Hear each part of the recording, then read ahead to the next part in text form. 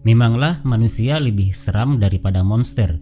Buktinya, meskipun film ini merupakan bagian dari proyek Dark Universe, semesta untuk film-film monster yang dimulai dari The Mummy, tetapi The Invisible Man yang manusia ini filmnya jauh lebih mengerikan. Lebih bikin kita merasa terancam secara fisik dan emosional. Lebih menantang ketimbang Frankenstein. The Invisible Man diarahkan oleh Leigh Whannell jauh dari hingar-bingar aksi dan mitos fantastis, melainkan senada dengan novel aslinya yang terbit 1897, memiliki sedikit elemen fiksi ilmiah. Inti dari cerita film ini dibuat sangat dekat dengan kita. Dari banyak cerita tentang mantan yang dirilis sepanjang tahun, baru The Invisible Man inilah yang justru terasa lebih make sense, yang lebih dalam menggali permasalahan relationship sepasang manusia. Permasalahan yang bukan hanya sekadar karena mereka tidak cocok. The Invisible Man bercerita tentang Cecilia yang diperankan oleh Elisabeth Moss yang terjebak dalam hubungan tidak harmonis dengan Adrian, seorang ilmuwan pintar dan kaya raya. Cecilia selama ini selalu menjadi korban kekerasan dari Adrian. Selain Elisabeth Moss, ada pula pemeran lain, diantaranya Eldis Hodge sebagai James, Storm Reid sebagai Sydney, Michael Dorman sebagai Tom, dan masih banyak lagi. Cecilia, tokoh dalam cerita ini, kabur dari cowoknya yang ganteng, jenius, kaya raya, tipikal cowok idaman si Adrian ini. Sayangnya punya kecatatan kecil, abusive dan controlling sekali. Film ini dibuka dengan adegan yang memperlihatkan kehidupan Cecilia yang tinggal bersama sang kekasih yang abusive dan obsesif. Hidup di bawah kontrol Adrian, setiap gerak-gerik Cecilia dipantau lewat kamera CCTV dan alarm otomatis yang membuatnya tetap di rumah. Merasa lelah dengan perlakuan buruk Adrian, Cecilia pun memutuskan melarikan diri dari tempat tersebut dengan bantuan sang sahabat, James, putri James, Sydney, dan kakak perempuannya Emily. Ada satu momen yang melibatkan anjing peliharaan Adrian. Dari anjing yang berkalung alat penyetrum itu saja, keefektifan penulisan langsung menunjukkan taringnya. Sebab momen ini menjalankan fungsi sebagai perlandasan perbedaan sifat dua tokoh, Cecilia dan Adrian sekaligus.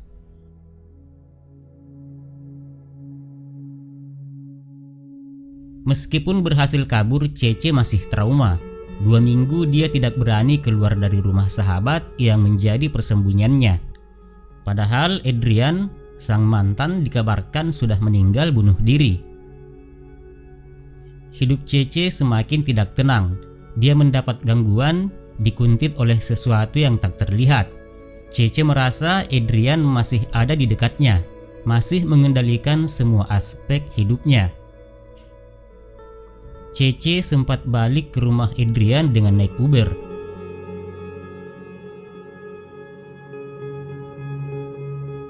Cece menemukan kostum penghilang di lab kerja Adrian. Tapi kemudian si Invisible Man datang. Cece berhasil kabur, naik Uber yang sama yang sedari tadi menunggu di depan gerbang. Cece kabur setelah menyembunyikan kostum itu di lemari.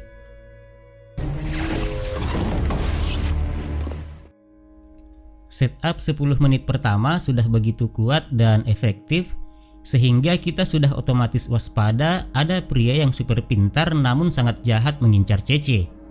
Maka kita langsung tersedot berada di posisi antisipasi dramatis menyaksikan semua hal buruk menimpa Cece. Selain akting sempurna dari Elisabeth Moss, 2 hal lagi yang membuat film ini semakin mencekam, yaitu suasana dan scoringnya. Suasana mencekam sudah bisa dirasakan dari awal film, yaitu saat Cecilia berusaha kabur dari rumah dengan berjalan pelan-pelan, mematikan CCTV hingga selalu melihat ke belakang. Untuk itu, film benar-benar menajamkan aspek horor dengan perantara suara dan mata kita, karena kita berhadapan dengan sesuatu yang tak kasat mata. Sound design benar-benar bekerja luar biasa.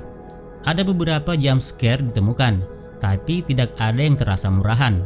karena antisipasi dan kewaspadaan kita sudah terhimpun pada satu hal. Jadi setiap kali suasana hening, Cece memandang dengan cemas sekelilingnya. Kita ikutan bukan hanya menahan napas, melainkan juga menajamkan telinga. Kita terbawa pengen mendengar keberadaan si pria transparan. Kita mencari bunyi nafasnya, kita berusaha menangkap basah bunyi derit lantai yang ia pijak sehingga kita tahu dia ada di mana. Dan ketika ada jump scare atau sebaliknya tidak ada apa-apa, kita dengan genuine merasa kaget atau lega. Kita tidak bisa dengan tepat mendeskripsikan tensi film ini terbangun dengan sangat solid hanya dari memperlihatkan sebuah sofa kepada kita, atau pintu, atau sudut ruangan. Clearly tidak ada apa-apa di sana, tapi harus membangun sugesti ada sesuatu yang mengerikan. Mimpi buruk yang dikiranya berakhir ternyata malah menjadi awal dari teror yang lain. Usai mendengar kabar bahwa sang mantan kekasih meninggal karena bunuh diri, Cecilia malah mendapati dirinya diteror oleh sesuatu yang tak terlihat.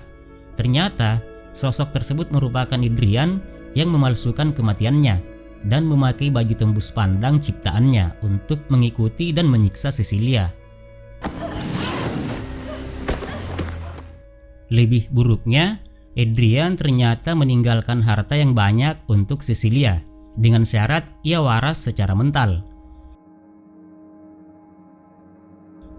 Teror kasat mata yang diberikan Adrian pun membuat orang di sekitar Cecilia menganggapnya gila. Hal tersebut semakin buruk ketika Adrian membunuh Emily di tengah restoran dan membuat Cecilia menjadi tersangka.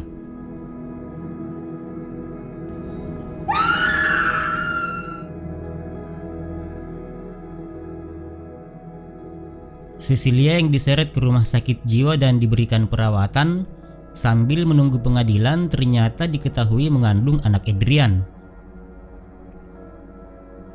Kabar hamilnya Cecilia ini membuat saudara laki-laki Adrian, Tom, mendatangi Cecilia dan memintanya kembali ke Adrian dan membesarkan anak tersebut bersama.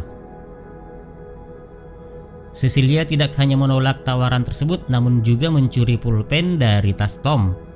Menyadari satu-satunya cara untuk memancing Adrian adalah dengan membahayakan keselamatannya. Cecilia pun pura-pura mencoba bunuh diri dan berhasil menyerang sang mantan dan menyebabkan pakaian tembus pandang tersebut menjadi malfungsi dan menarik perhatian petugas keamanan. Adrian pun dengan sadis membunuhnya dan Cecilia mengikutinya kabur dari rumah sakit tersebut. Mengambil pistol dari petugas keamanan yang tewas, Cecilia mencoba menembak Adrian namun gagal.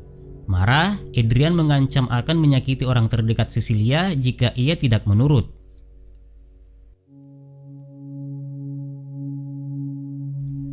Paruh ketiga film ini dimulai dengan Cecilia yang pergi ke rumah sahabatnya James dan memberitahu bahwa Adrian telah menjadi The Invisible Man. Ketika ia berhasil membunuh The Invisible Man, ia mendapati sosok di balik kostum tersebut bukanlah Adrian, melainkan Tom.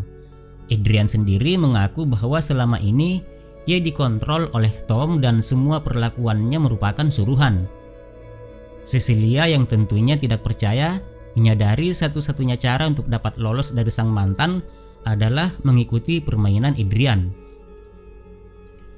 Cecilia memutuskan pergi ke rumah Adrian untuk makan bersama dan perlahan mencoba mendapat pengakuan bahwa Adrian membunuh kakak Cecilia.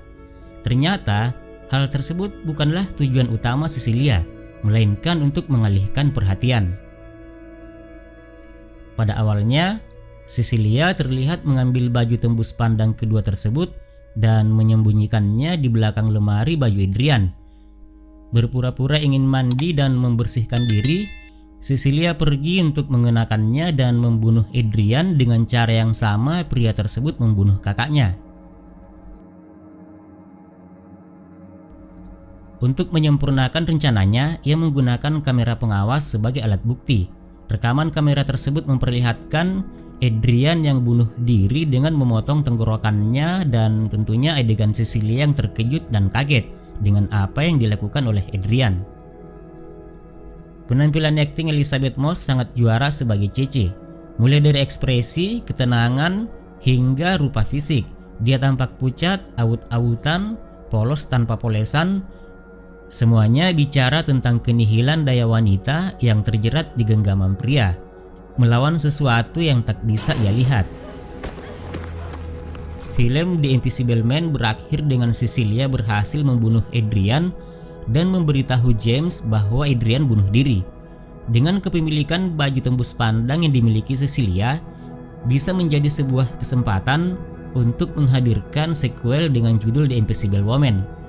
Terlebih lagi, sang bintang utama, Elizabeth Moss, mengungkapkan ketertarikan untuk kembali memerankan karakter tersebut di masa depan, sebagaimana yang ia sampaikan kepada Cinema Blend. Demikianlah akhir cerita dari film The Invisible Man.